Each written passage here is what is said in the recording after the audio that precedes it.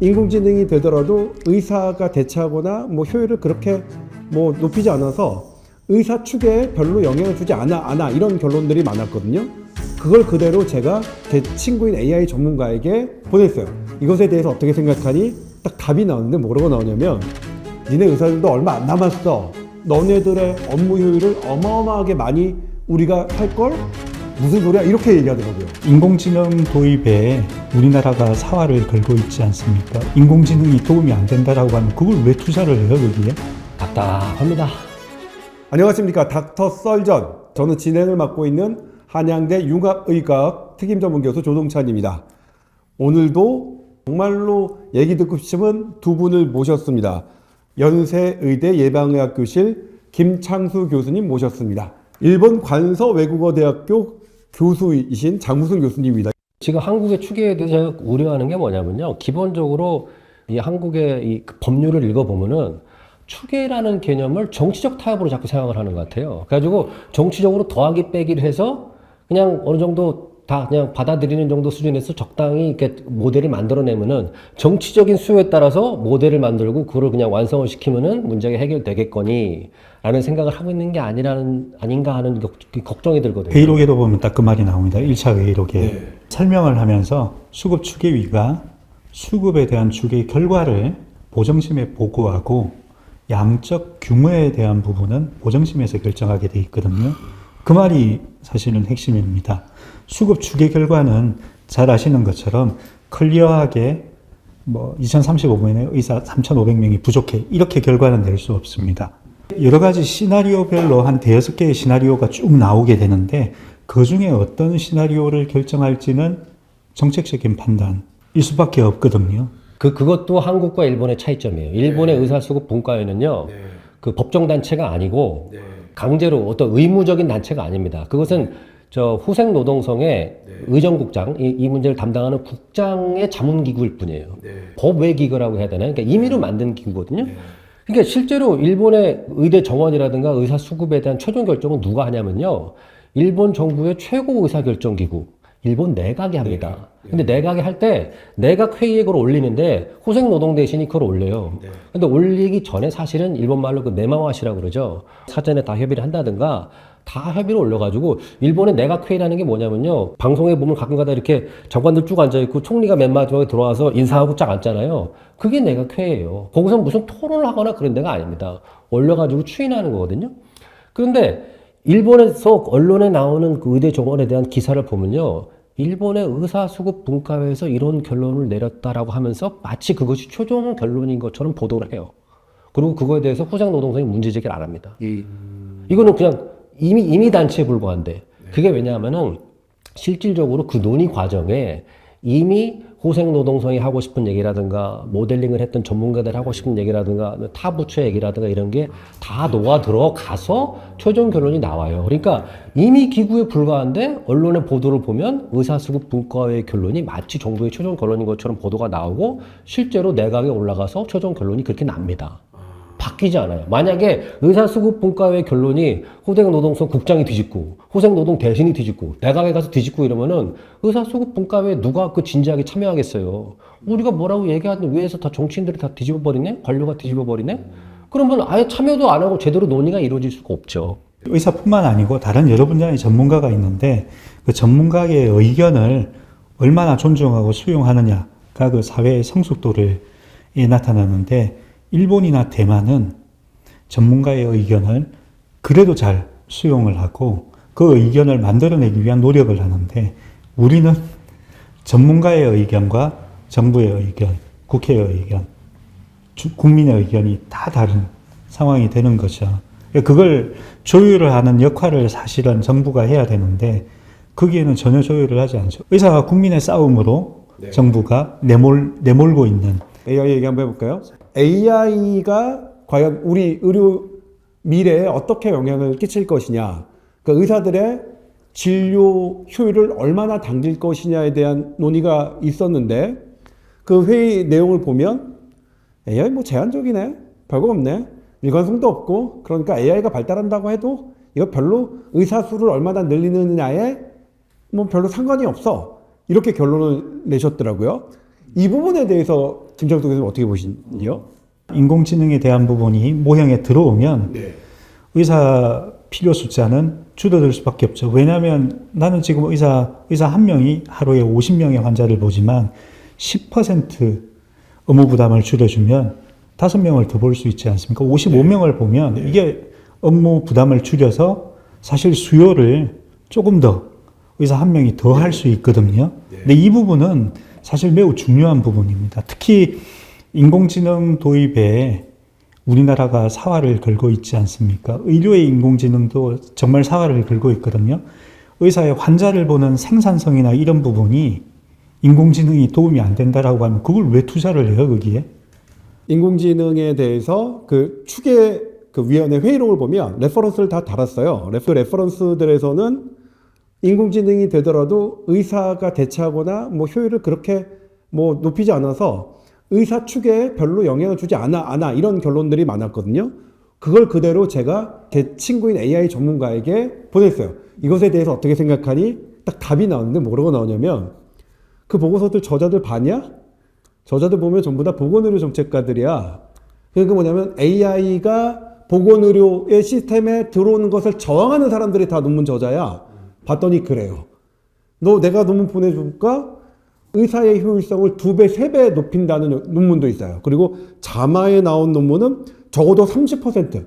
그리고 아까 10%만 하더라도 의사의 수급이 확 영향을 준다고 했잖아요. 근데 10%가 아니라 많은 건 2-3배 정도고 30%라는 논문도 주더라고요. 그러니까 뭐냐면 결국 그 지금 우리 추계위원회에서 AI 전문가의 그냥 저는 그냥 친구에게 바로 물어보면 그 논문들이 보건의료 정책가, 그러니까 AI가 의료 시스템에 들어오는 걸 싫어하는 사람들로 구성되어 있는 거라고 그들은 보더라고요. 아니야, 무슨 소리야. 니네가 뭐냐? 니네 의사들도 얼마 안 남았어. 이런 거야. 니네 의사들 상당수 우리가 대체할 걸, 대체는 못 하더라도 너네들의 업무 효율을 어마어마하게 많이 우리가 할 걸? 무슨 소리야? 이렇게 얘기하더라고요. 보건의료 정책이나 이런 걸 쓴 사람들은 의사의 업무가 환자에만 집중이 되어 있다라고 생각하는데 의사의 업무는 환자 보는 것 이외에 부가적인 행정적인 업무가 상당히 많습니다.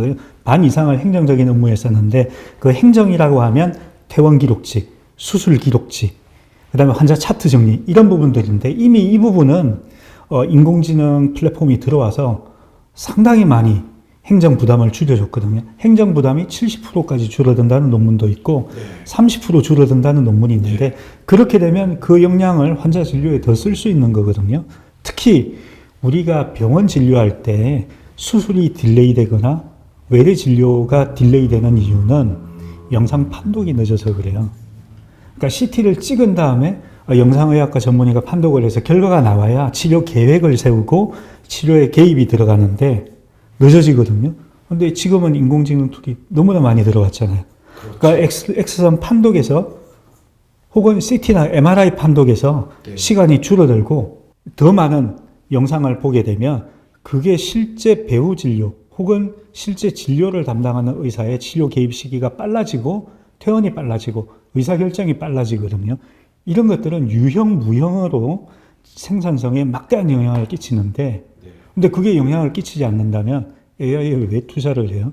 제 친구가 보내준 거에도 그런 거예요. AI가 지금 방금 말씀하신 영상 판독, 병리 슬라이드 분석, 음성 기반 EMR 등 자동 기록 등을 해서 의사의 효율성을 높여주는 것들이 지금 추계위원회에서 제시했던 논문들의 저자들은 반영하지 않았다는 거예요. AI 전문가들이 보기에는 이상한 논문들인 거예요. 자기네들이 전문가인데 AI에 대해서 제대로 알지도 못하는 사람들이 뭐 보건의료 정책가들이긴 하지만 AI는 초보자들이잖아요. 그렇게 쓴 논문을 가지고 추계위원회에서 논의가 된 거예요. 그러니까 사실 이 부분만 보더라도 추계위원회의 전문성이라는 게 사실 좀 의심되는 부분. 저는 제일 먼저 저는 AI 비전문가입니다만 비전문가가 보기에도 이상해서 이거를 그냥 전문가에게 딱 했더니 바로 그냥 실시간으로 날아오더라고요. 답변이. 그거는 AI 생산성 부분은 추계위에서 논의할 필요가 없고 그 부분은 해당 전문가 자문위원들한테 보내서 의견을 받는 게 훨씬 더 정확한 거죠. 그러니까요. 그런 부분이 지금 없는 거예요. 그러니까요. 그게 지금 제일 큰 문제. AI 관련해서 저는 이제 이게 수급 추계위라는 맥락에서 한번 생각을 해보죠. 걱정되는 건 뭐냐면요. 일본이랑 또 우리나라랑 또 큰 차이점 중에 하나가 그 의료사고 관련된 근무 환경이 아주 크게 달라요. 일본도 의료사고가 있죠. 하지만 일본에서 의료사고가 났다고 해서 의사를 형사처벌하는 경우는요, 극히 드뭅니다. 이건 진짜 누가 봐도 명백하게 의사가 뭐 고의로다가 무슨 누구한테 해를 끼쳤다거나, 이건 누가 봐도 명백하게 너무나 바보 같은 짓을 뭐 왼쪽 다리를 잘라야 되는데 오른쪽 다리를 뭐 그런 거 아니면은 아예 그 경찰 단계에서 검찰로 송치가 안 돼요. 경찰 단계에서 끝나거든요. 그러니까 이게 법적으로 무슨 의사들을 봐줘야 된다는 그런 제도가 있어서가 아니라 사회 문화적인 배경 자체가 의사는 사람을 살리기 위해서 일하는 사람인데 뭐 이걸 형사처벌로다가 다 해결하는. 그래도 만약에 AI가 도입됐을 경우에 우리처럼 이렇게 그 의료사고의 책임을 세밀하게 재판까지 가가지고 막 세밀하게 따지는 이런 그 법률 문화 속에서 과연 AI가 어떤 역할을 할 수 있을까? 그러면 AI까지도 같이 거기다가 들어가가지고 막 조사하겠다고 따지고 이에 대한 책임은 뭐 AI가 질 수는 없겠죠? 책임은 누가 지냐고 따지기 시작하면은 이게 또 법률적으로도 복잡한 문제가 그러니까 왜냐면 우리나라의 그 의료사고에 대한 책임을 추구하는 강력한 문화가 있기 때문에 저는 그게 좀 걱정이 돼요. 저는 이게 참 우리가 오늘 의료 인력 추계위원회 그래서 우리나라 고령화에 맞춰서 얼마나 적정한 의사를 뽑을 것이냐 그리고 지역의 의료 불균형 이 문제를 어떻게 해결할 것이냐에 대한 논의를 하고 있는데도 다시 의료사고 얘기가 나오는 게 되게 신기하고 가슴이 아팠어요. 왜냐하면 관련이 있다는 거죠. 의사들이 뭐냐면 처벌받는 건 괜찮은데 불려나가서 조사받는 게 너무 많으니까 짜증난다는 거거든요. 내가 잘못해서 형사적으로 처벌받는 거 괜찮아. 그래 내가 잘못했으면 처벌받고 구속당하고 할게. 근데 그 과정까지 너무 많은 게 불려나가니까 못 견디겠다는 거잖아요. 근데 이게 이런 나라에서는 인공지능이라는 새로운 툴이 들어와서 비용 대비 효율성이 어마어마하게 그 증가시킬 것이 보이는 항목에서도 한국의 높은 의료사고 소송 이 부분은 되게 걸림돌이 될 것이다라는 걱정을 안 할 수가 없겠죠. 그 부분은 되게 또 인공지능이 들어와서 의료의 환자를 보는 효율성은 높아지지만 인공지능 때문에 60명의 환자를 볼 수 있다라고 하면 그 책임도 60명에 대한 책임을 의사가 오롯이 지기 때문에 책임이 늘어나는 거죠. 책임은 더 늘어나는 거죠. 그래서 이 부분이 해결이 안 되면 우리나라에서 하는 보건의료 인공지능이나 이런 부분들이 뿌리 내리기가 조금 어렵다. 그러니까 병원 단위에서 적용하기가 조금 제한이 있을 것 같다는 생각은 듭니다. 의료인력 수급 추계할 때 또 하나 일본의 경우에 중요한 그 요인으로 다루어진 것 중에 하나가요. 의사의 노동 시간입니다. 그 일본의 경우는 이게 단순히 의료 분야뿐만 아니라 사회 전반적으로 일본의 과로사 문제가 심각하거든요. 벌써 십수년째 그 일하기 방식 개혁 이라고 그래가지고 노동 시간을 전반적으로 줄이자는 사회적인 드라이브를 걸고 있어요. 근데 그게 의료 분야도 마찬가지입니다. 일본도 뭐 전공의라든가 이런 젊은 회사들 보면은 뭐 주당 80시간 이상 근무하는 게 막 다반사였거든요. 근데 이번에 의사수급 분과회에서 2029년 30년대 과잉이 된다라는 그 결론을 내릴 때 거기서 일하기 개혁, 그 의사들의 노동 시간 단축 문제를 반영을 했어요. 그러니까 의사들의 노동 시간을 70시간 내지 60시간까지 줄여야 된다라는 규범적인 요구 사항을 반영을 해서 계산했습니다. 그러니까 사실 그거를 계산 안 했으면은 과잉이 되는 시점이 더 빨리 왔을 텐데 좀 늦춰진 거예요. 우리도 이제는 그 의료 인력 수급 추계를 할 때 그 문제를 고려하지 않을 수가 없는 상황이 됐어요. 왜냐하면은 얼마 전에 대법원에서 판결이 나왔는데 이제는 40시간이 넘어가면은 다 그 근로기준법에 따라가지고 초과근무수당 다 쳐줘야 된다는 이거 법대로? 근로시간을 줄이는 경우에 부가적인 시간에 대해서는 가산수당이 다 붙지 않습니까? 그렇게 하면 재정 문제가 생길 수밖에 없거든요. 근데 우리나라처럼 이 원가보다 덜 이제 수가를 책정하는 시스템을 가지고 있는 데서는 생산성의 그 부분을 사실은 모형에 넣거나 근로시간을 미래에 좋은 방향으로 되는 정책을 반영해서 넣는 것은 현실적으로는 조금 문제가 있다. 그러니까 이게 김창수 교수님 어떻게 보십니까? 우리나라의 수가는 지금 원가보다 낮죠. 특히 우리 필수 의료라고 하는 그 수가들은 나머지 영상을 찍고 막 이렇게 검사를 하고 하는 것만 지금 높은 거고. 그런데 이 수가가 그러니까 상대적으로 물가 대비 앞으로 우리가 고령화해서 더 의사들이 원하는 대로 아니면 병원장들이 원하는 대로 다 높아질 거라고 보십니까? 아니면 이거는 한계가 있다고 보십니까? 그 부분은 사실은 복잡한 문제이긴 한데 정부가 파산을 하지 않으려면 한계를 둘 수밖에 없는 상황인 거죠.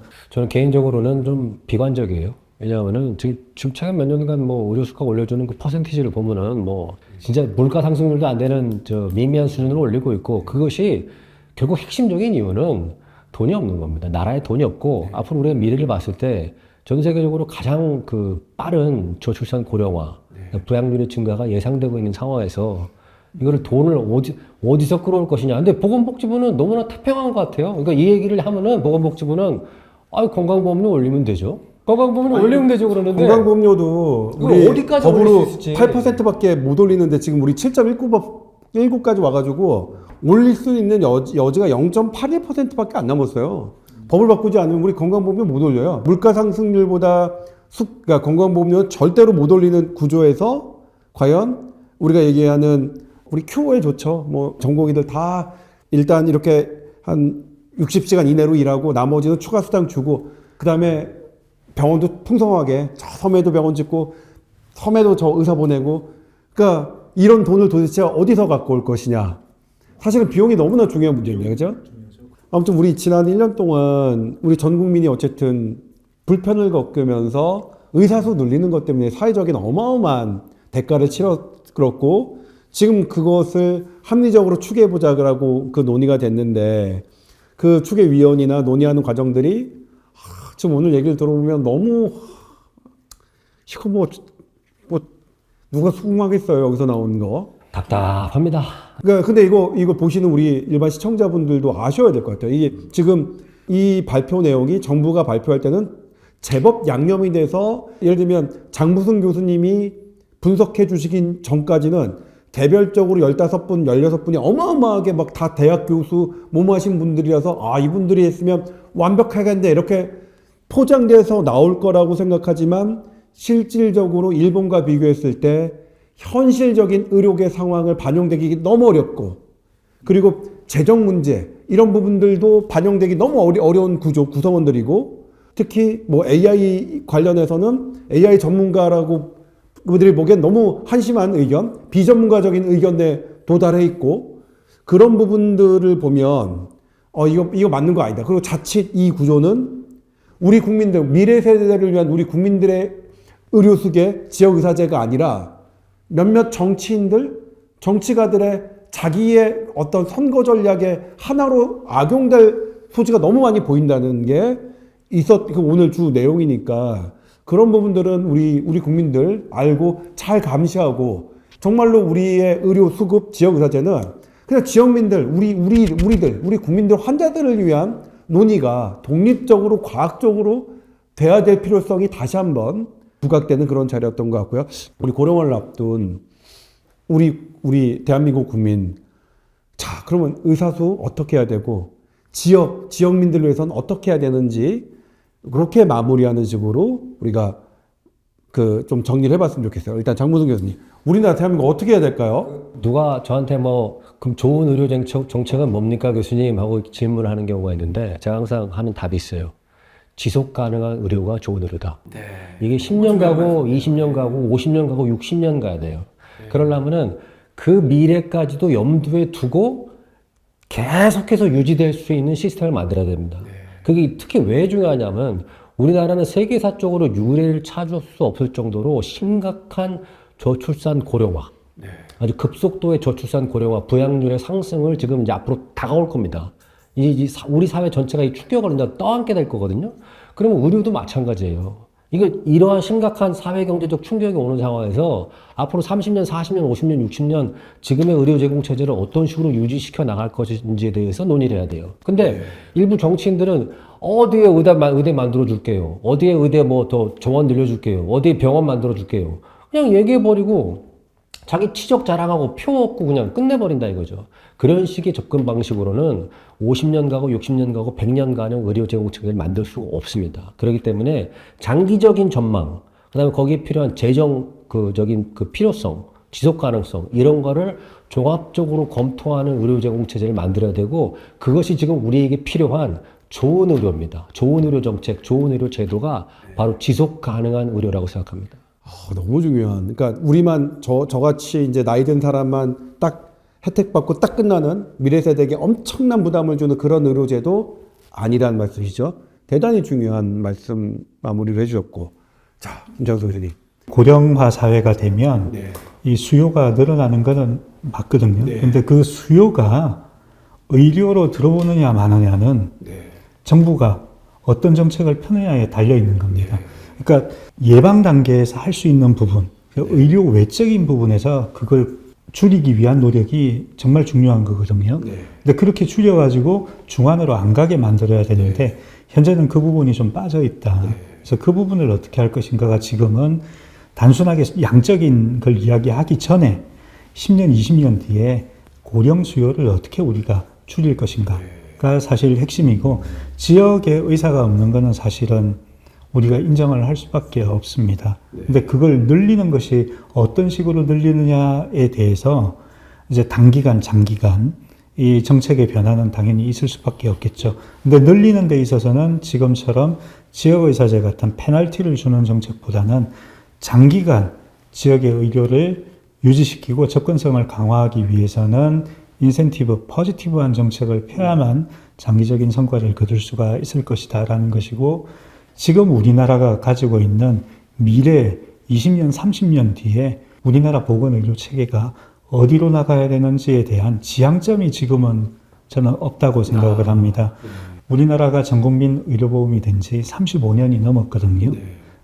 35년 동안 우리나라 건강보험이 어떻게 나가야 되는지에 대한 합의를 만드는 과정은 전혀 없었어요. 그러니까 그 틀이 무엇인지를 명확히 좀 이제는 정해야 되고, 거기에 대해서 장기적으로, 단기적으로 우리가 뭘 해야 될지 그걸 만들어 나가야 됩니다. 그 다음에 정책을 수립을 하는 게 누더기 같은 걸 해소할 수 있는 방안이다 라고 생각을 합니다.